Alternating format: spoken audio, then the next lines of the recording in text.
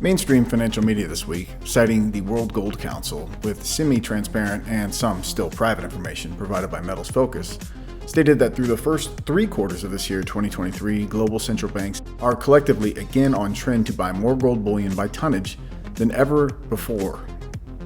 Through the first 3 quarters into the year, central banks have bought 800 metric tons, or just over 25.7 million ounces collectively. That's more gold bullion than they bought through quarter 3 in last year's record-breaking year, 2022. Last year, 2022, was by far the most gold bullion central banks have bought on record since record-keeping began around World War II. Central banks have been net sellers of U.S. bonds over the last few years and have been aggressively diversifying on net into more official gold bullion reserves. Even with the fastest rise in U.S. rates in recent decades, gold has consistently outperformed bonds over the last 3 years, and this chart suggests that this central bank gold bullion buying spree will continue, with later on institutional investors following after rising spot prices forces them to do so.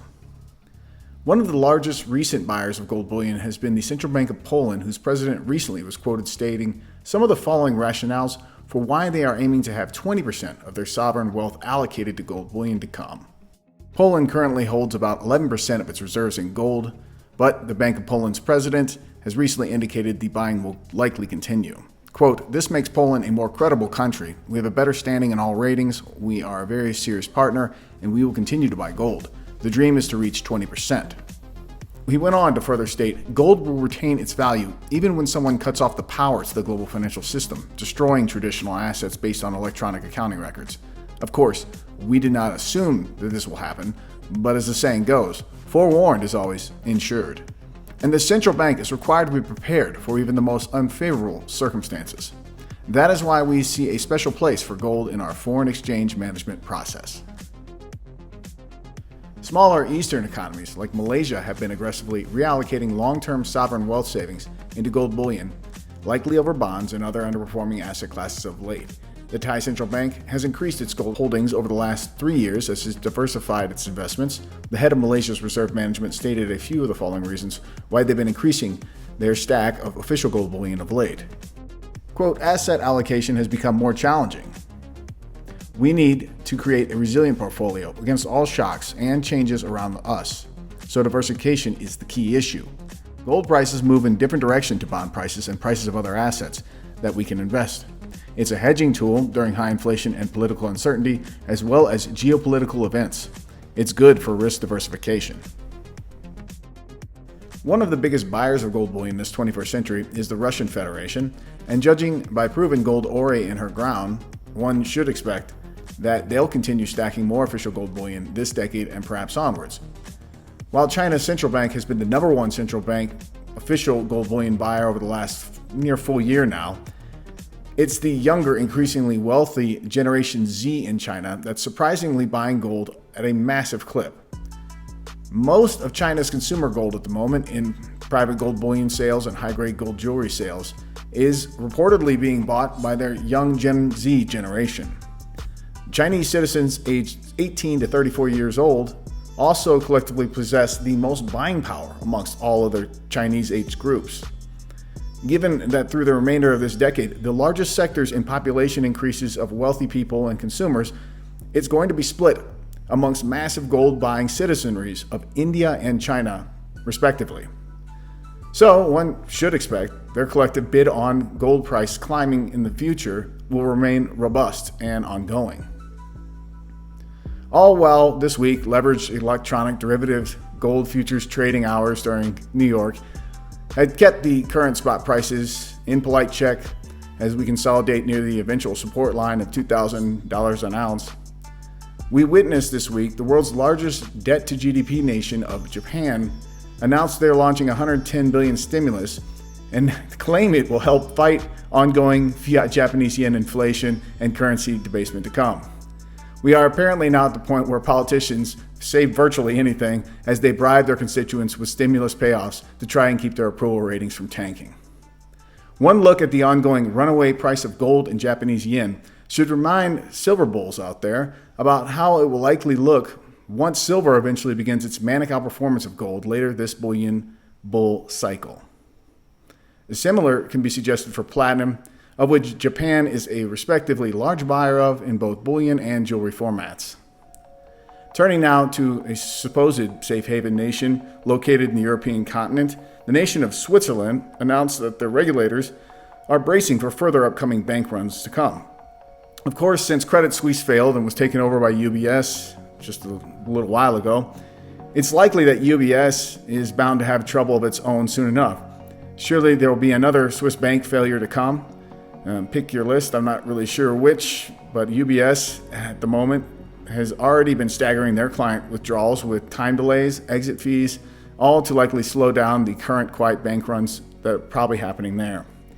UBS savings account terms reportedly only allow withdrawals of 50,000 Swiss fiat francs per year. Larger amounts require 3 months of notice, with a 0.5% fee for any withdrawals beyond the stated 50K limit, all while offering the running for their life UBS clients a paltry 75 basis points on saving accounts under 50,000 and a pathetic 30 basis points on Swiss savings account holdings beyond 50,000. Sounds like a good zombie bank to be with, huh? One look at how the current yearly gold price chart in Switzerland is now poised to break out and begin running to new price highs year after year. And we can just imagine how much room eventually outperforming silver will have to move to keep and eventually outpace gold's performance. Stick around after this brief message. We're going to look at more United States specific charts, data, and facts of this building global bullion bull market unfolding. Hello, this is James Anderson on behalf of SD Bullion. Smash the like button if you enjoy these bullion market updates. Subscribe to our channel here for weekly bullion market updates with exclusive bullion service offerings like this one. The worst day on Wall Street since the crash of 1987. We're now down 43%. This could be the most serious recession in decades. Protect your retirement with gold and silver IRAs. Learn more at sdbullion.com/IRA. Silver and gold markets were mixed through this week's trading. The spot silver price finished over $23.20 an ounce bid price, while the spot gold price closed just under $2,000 an ounce bid. The spot gold-silver ratio sank to close at 85 on silver's relative strength over gold in trading this week. This week, the Fiat Federal Reserve continued to pause its last few year record pace rate hike cycle. Today, we decided to leave our policy interest rate unchanged and to continue to reduce our securities holdings. Given how far we have come, along with the uncertainties and risks we face, the committee is proceeding carefully. We will make decisions about the extent of additional policy firming and how long policy will remain restrictive based on the totality of the incoming data, the evolving outlook, and the balance of risks. In this 21st century gold bullion bull market, there have already been 3 prior rate hike pause to cutting cycles. All have led to varying degrees of gold spot price climbs and relative outperformance of gold versus other asset classes. It remains to be seen how this next pause to eventual cutting cycle might play out. But we can also examine how rate cutting cycles have not typically been good for stocks in this 21st century. Often when they occur, it was during bear markets at the time. It remains an interesting thought exercise for me at the moment to wonder by when and what S&P price level the spot gold price will reach parity equal with again. By which year that will happen and at what number. Quick follow-up.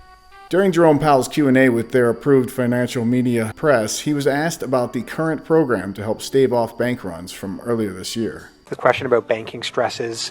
You talked about how the banking system is resilient. Of course, part of the resilience of the past year stems from the bank term funding program that you launched in March. Given that bond prices have not recovered, that unrealized losses are probably mounting, how likely is it that you might have to extend that program in March next year? Good question. We haven't really been thinking about that yet. It's November 1, and that's a decision we'll be making in the first quarter of next year. The BTFP program is preventing a cascade of bank failures that could occur if the current roughly $1.5 trillion of unrealized losses in the U.S. Treasury bond market had to be realized by banks. The program reportedly ends in March 2024. And of course, the fiat financial powers that be have certainly been thinking about this ongoing covert bank run cover-up. they are looking to lower the barriers of the, quote, too big to fail labels for failing banks and financial institutions ahead.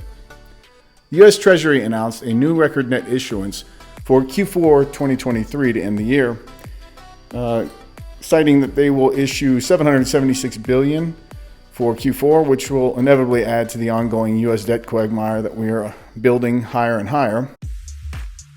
Of course, this entire quagmire is mostly going to be met by devaluing the underlying fiat currency of issuance, the fiat US dollar that we underlying it all with, while also eventually defaulting on unsaved for promise piles coming due in the decades upcoming.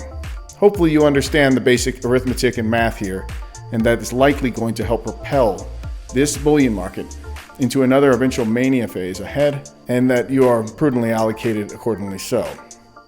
That's going to be all for this week's SD Bullion Market Update. As always, to you out there, take great care of yourselves and those you love. If you enjoyed this video, hit the like button and share it with those you love. Subscribe to our channel and hit that alert button so you know when we publish new bullion market updates.